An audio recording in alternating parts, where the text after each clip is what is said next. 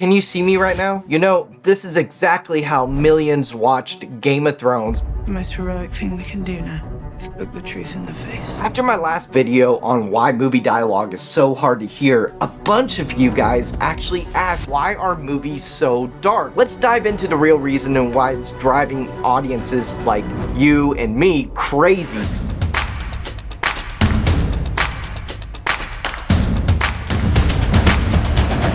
Let's start with what people actually experience. You turn on The Long Night, you're excited, this is actually the big one, right? The final stand against the Night King, and you've waited for this for years.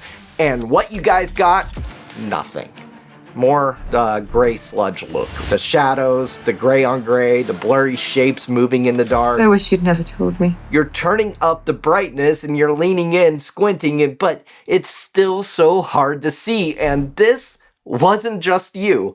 This was actually the most expensive battle ever shot for TV. I try to forget. Like, it took over 55 nights to film it, and they had massive lights, they had cranes, they had millions of dollars pouring into every single frame, and yet, to a lot of people, including myself, it just looked bad. It looked horrible. And that's not just fans talking, that's also editors, colorists, even other DPs were weighing in on this conversation. But then came the defense. Fabian Wagner, the cinematographer on this episode, he said, "We tried to give the viewers something different, a cinematic look that supports the story.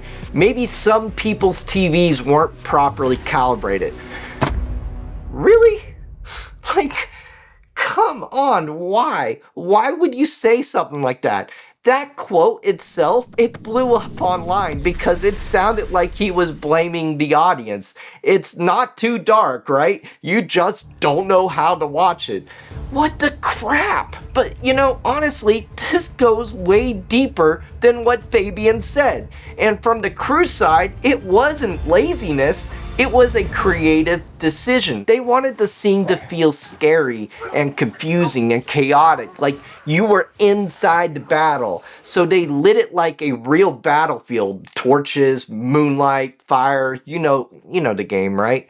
Yeah, and then they had all these big lights hosted up on these cranes, and they were bounced and diffused through all this fog to make the lighting feel soft and natural. And honestly, if you watched it in a blacked out room on an OLED TV, it does look beautiful. Like, we got Aura in the library that was lit by a single flame, and it was gorgeous. And then we got John in the ash storm, or even the dragons fighting above the clouds. It was all poetic stuff. It was painterly. But, and this is a big one, most people didn't watch it like that. They watched it in normal rooms, more like comfortable living rooms. And some of us watched it on laptops, tablets, or even phones. Let's just be honest here, streaming services, that's a main culprit because the compression, God, it makes darker scenes even worse. Game of Thrones had always given us those clean, clear visuals, you know, the big battles you can actually follow. But in Season 8, Episode 3, everything changed without warning and without adjustments. Viewers, they didn't feel like they were in the war. They felt shut out of it. This wasn't just a tech issue. It felt personal. 8 seasons of buildup, and now they couldn't even see the big moment. Like, why? So even though the choices made sense to the filmmakers, they didn't land for a huge part of the audience, and that creates a big trust problem. So how did we get here, and when did this trend start? You know, the trend, or this push towards darker, more natural lighting, didn't start with Game of Thrones, actually. It goes way back to the early 2000s, maybe even the late 90s, with movies like Saving Private Ryan and Children of Men that started showing gritty, realistic scenes using natural light and handheld work. Then we had TV shows that came out like The Wire and Breaking Bad that brought that same vibe to TV. And filmmakers, they started saying, let's make it feel real. Let's make it feel raw. And technically, That's not a bad thing, but what started as realism eventually became style. Christopher Nolan. Sorry, I have something in my throat. I honestly think Christopher Nolan is a culprit. And you guys put it in the comments, actually, about all of Christopher Nolan's films being too dark, or, you just couldn't understand the dialogue. And that's a crazy, crazy thing, right? We've got massive shows shot on large format cameras with vintage lenses, and I say vintage lenses because it's kind of a thing now, right? People buy these vintage lenses. I'm a sucker for it. I love vintage lenses because of the look, the feel of it. Anyway, a lot of cinematographers, they use the vintage lenses and the large format cameras using soft, low contrast light, and sometimes it just doesn't hold up on home screens, and that's just me being real. So what is the solution, and how do we fix it? We don't need to stop using dark scenes. Why? Because darkness can be powerful, but we have to design for the viewer, not just the monitor in the color suite. And here's what needs to happen. We need to, one, make sure your intent is clear. If the audience thinks something's wrong with their TV, well, you already lost them. Number two, design for the platform. If people are going to stream your work, you need to test it as they'll see it, like on an old TV or on an iPad or with lights on. We need to see it the way they see it.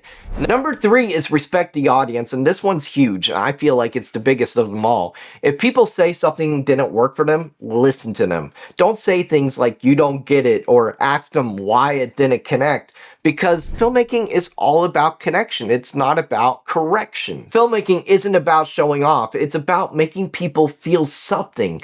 And if they can't see the scene, they can't feel the moment. Game of Thrones was a cultural moment, and The Long Night became a very big case study, not in bad cinematography, but in what actually happens when filmmakers stop thinking about how people actually watch their work.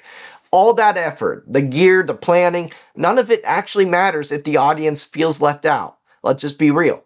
This episode is a reminder great art lives at the point of connection between the image and the audience. Like, you can go for realism, but don't lose clarity. And you can actually go for dark, but don't lose the story. And above all, speak with your audience, not over them.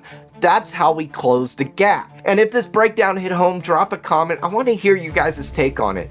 Have you guys either lit a scene or watched a film recently that was too dark? Post it in the comments section below. I would love to hear you guys' feedback on it. And hey, if you guys are new here, Light Inside Cinema is all about honest filmmaking conversations grounded in the real work. So I want to encourage you guys to hit that subscribe button. And also, let's give a big shout out to one of our family members, Jeffrey, here on the channel. Jeffrey actually sent us an email with this topic, and it's interesting and ironic, but I had this topic in my head for a while now, and he was just the confirmation that I needed to get this video out to you guys.